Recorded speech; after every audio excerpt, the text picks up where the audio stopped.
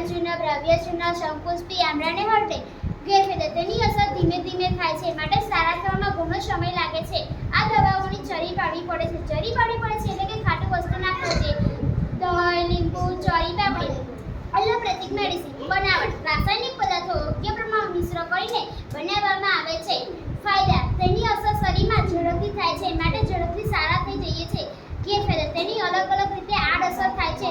આ દવાઓ આપણા શરીરના કોષોને આદત પાડી દે છે. ઉદાહરણ તરીકે ઊંઘની દવા, બ્લડ પ્રેશરની દવા, હાઈપર દવાઓ વાપરવાથી ઝડપથી સામનો તો થઈ જાય છે, પણ આપણા શરીરના કોષોને આદત પડી જાય છે અને લાંબા ગાળે શરીરને નુકસાન થાય છે. હોમિયોપેથિક મેડિસિન 90% વનસ્પતિ ઔષધિ. આ મેડિસિનમાં વનસ્પતિઓ, લાલ ડુંગળી, પર્વતીય વનસ્પતિઓ, ખનિજો, સફેદ શ્રેણીક પ્રાણીજ પેદાશોમાંથી બનાવવામાં આવે છે. બધા પદાર્થોનો ભૂકો કરીને આલ્કોહોલ, લેક્ટોઝ અને અનાજના રસોનો મિશ્ર કરીને સંગ્રહ કરવામાં આવે છે. તેમાં ગંધકજનક રસાયણોનો ઉપયોગ થાય છે.